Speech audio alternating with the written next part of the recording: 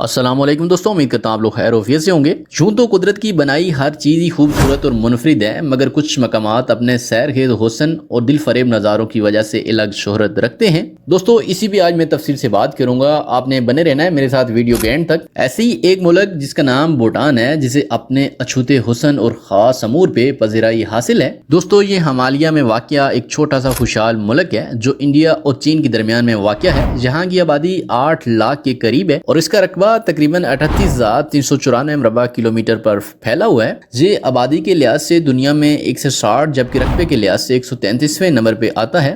یہ وسطی ایشیائی ریاستوں کی مانند لینڈ لاکڈ ملک ہے، یعنی یہ زمینی سرحدوں سے گھرا ہوا ہے۔ دوستو اسے لینڈ آف تھنڈر ڈریگن بھی کہا جاتا ہے، جس کی جڑیں اس کے ثقافتی ورثے سے منسلک ہیں۔ یہاں کے باسیوں کی غالب اکثریت کا مذہب بدھ مت ہے۔ یہ ایک ایسا ملک ہے جہاں جمہوریت اور بادشاہت کا دلچسپ امتزاج پایا جاتا ہے۔ کوہ ہمالیہ پاکستان سے شروع ہو کر بھوٹان میں داخل ہوتا ہے، جہاں بلند ترین چوٹیاں ہیں۔ اس کا موسم اونچائی پہ واقع ہونے کی وجہ سے عموماً سرد اور طوفانوں کی زد میں رہتا ہے۔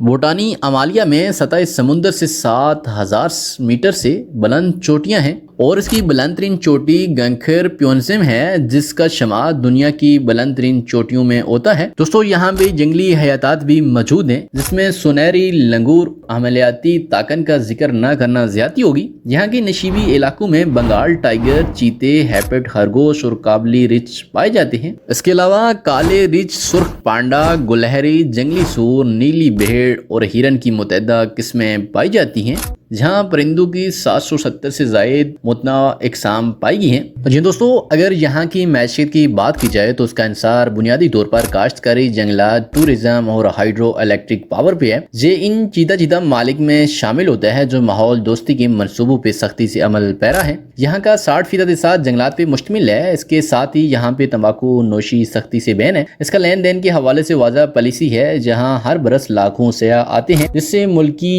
GDP میں مثبت اثرات نمایاں ہوتے ہیں۔ یہاں کی ایک اور دلچسپ بات یہ بھی ہے کہ اس ملک میں ہوائی اور زمینی ذرائع آمد و رفت موجود ہیں، مگر یہاں کوئی ریلوے ٹریک نہیں ہے۔ شرح خواندگی کی بات کی جائے تو قریباً 60% آبادی خواندہ ہے۔ بھوٹان میں ایک تائی آبادی کی مجموعی عمر 22 سے 23 برس کے درمیان ہے، یعنی یہاں نوجوان طبقہ اکثریت رکھتا ہے۔ بھوٹان کا اپنا منفرد لباس ہے۔ یہاں مرد گھٹنوں سے اوپر تک کا روایتی لباس، جبکہ خواتین ٹخنوں تک ساڑی نما پوشاک زیب تن کرتی ہیں۔ یہ ڈریس کوڈ 90 کی دہائی تک کافی مقبول تھا۔ اس پہ سختی سے عمل بھی کروایا جاتا تھا اور خلاف ورزی کی صورت میں جرمانہ بھی عائد کیا جاتا تھا۔ اب لباس کے حوالے سے پالیسی میں سختی کم ہو گئی ہے۔ صرف سرکاری دفاتر، سکولوں، درگاہوں اور درسگاہوں میں خاص مواقع پہ لازم ہے۔ یہاں بھی مغربی لباس کافی مقبول ہے۔ اکثر لوگ جینز اور ٹی شرٹ میں ملبوس دکھائی دیتے ہیں۔ جہاں کے باسی اتنی خوشگوار زندگی گزارتے ہیں کہ یہاں پہ باقاعدہ خوشیوں کی منسٹری قائم کی گئی ہے۔ مختلف رنگ و نسل کے لوگ جہاں باہمی مساوات اور بھائی چارے کو مد نظر رکھے ہوئے زندگی گزار رہے ہیں۔ دوستو آپ بات کرتے ہیں اس کی GDP کی۔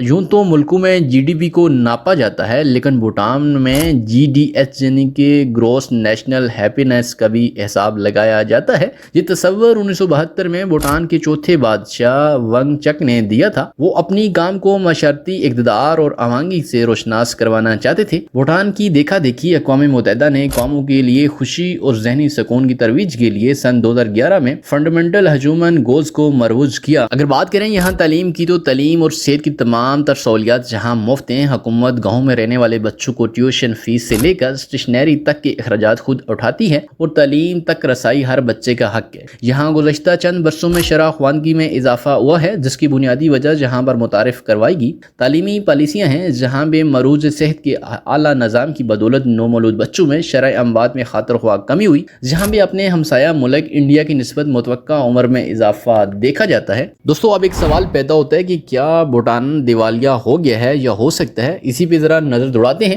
ہر ملک میں جہاں کچھ مثبت پہلو نمایاں ہوتے ہیں، وہیں کچھ منفی پہلو بھی ہوتے ہیں جنہیں نظر انداز نہیں کیا جا سکتا۔ بھوٹان میں جہاں بہت سی خاص باتیں ہیں جس کی بنا پر اسے سرایا جاتا ہے، اس کے ساتھ ساتھ اس ملک کو کچھ مسائل کا بھی سامنا ہے۔ ملکوں کی تاریخ میں مشکل وقت آتے ہیں۔ کورونا وبا کے دوران اس ملک کی معیشت کو سنگین مسائل کا سامنا کرنا پڑا۔ یوں تو کورونا لاک ڈاؤن کے دوران دنیا بھر کو مشکل حالات سے گزرنا پڑا، لیکن ایسے مالک جن کا انحصار زیادہ تر سیاحت جیسے شعبجات سے تھا وہ اس کی سنگین زد میں آئے۔ پھر سرحدوں کا کردار اس حوالے سے نظر انداز نہیں کیا جا سکتا۔ بھوٹان کو ایک جانب انڈیا اور دوسری جانب چین اور دونوں کے درمیان سفارتی اور دفاعی معاملات کو لے کر سد مہری کی فضا قائم ہے، اور اس علاقائی قربت کے اثرات سے بھوٹان چاہ کر بھی خود کو محفوظ نہیں رکھ سکتا۔ دونوں ممالک کے درمیان کسی بھی قسم کے معاملات اس پر براہ راست اثر انداز ہوتے ہیں۔ دوستو، بھارت اور چین کے درمیان کشیدگی بھی بھوٹان کی معیشت کو زک بچانے والے اسباب میں سے ایک رہی ہے۔ پھر بڑھتا ہوا تجارتی خسارہ اور درآمدات کی بڑھتی ہوئی قیمتیں بھی بھوٹان کی معاشی حالت کو کمزور کرنے میں پیش رہی ہیں۔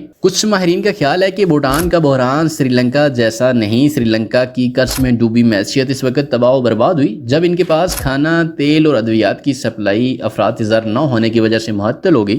گو کہ عالمی سطح پہ ہونے والی وسیع تبدیلیوں نے بھوٹان کی معیشت کو متاثر کیا، جیسا کہ روس اور یوکرین کی جنگ سے عالمی منڈی میں تیل اور پٹرول کی قیمتوں میں اضافہ ہوا، ڈالر کی قیمت میں اضافہ، بیرونی درآمدات پر انحصار، مہنگائی، انڈیا کی جانب سے گندم برآمدات پہ کڑی پابندیاں اور بے روزگاری کی شرح میں خطرناک حد تک اضافہ ہوا۔ یہ وہ بنیادی وجوہات ہیں جو کہ بھوٹان کو بحران کی جانب دھکیلنے کا موجب بنی۔ اب ایک سوال ہے کہ بھوٹان کی معیشت کا انحصار کس پہ ہے؟ بھوٹان کی معیشت کا انحصار بنیادی طور پہ دو چیزوں پہ ہے، ایک تو ہائیڈرو پاور اور دوسرا ٹورزم۔ دوستو، ہائیڈرو پاور کو عرصہ دراز سے توانائی کے ایک قابل تجدید ذریعے کے ذریعے دیکھا جاتا ہے۔ اس طریقہ کار سے رواں پانی کی توانائی کو استعمال کرتے ہوئے برقی روح پیدا کی جاتی ہے، جسے لوگ عام طور پر پانی کی مدد سے پیدا ہونے والی بجلی کے نام سے جانتے ہیں۔ لیکن اس کا تاریخی پہلو یہ بھی ہے کہ خشک سالی اور شدید بارشوں کے دوران ہائیڈرو پاور پلانٹس رک جاتے ہیں اور کسی بھی قسم کی کارکردگی دکھانے کی صلاحیت کھو بیٹھتی ہے۔ ہائیڈرو پاور کی کارکردگی کے لیے متعلق ماہرین کے سوال اٹھاتے ہیں کہ آب و ہوا کی تبدیلی اس کے مستقبل کو کیسے خطرات سے دوچار کر سکتی ہے۔ اب بات کرتے ہیں اس کی دلچسپ اور حیرت انگیز کچھ معلومات ہیں جو میں آپ سے شیئر کرتا چلوں۔ اگر کوئی گھر اپنا کھو دیتا ہے، اسے بادشاہ کی جانب سے گھر اور زمین دی جاتی ہے جس میں وہ کاشت کاری کر سکتا ہے۔ دنیا کا واحد دارالحکومت ہے جہاں ٹریفک لائٹس نہیں ہیں بلکہ ٹریفک ڈائریکٹر ہیں۔ یہ دنیا کا واحد ملک ہے جس میں سگریٹ کو غیر قانونی قرار دیا گیا ہے، جہاں کیڑے مار ادویات کے استعمال کو کم سے کم کر کے خالص خوراک کے اصول کی کوشش کی جا رہی ہے،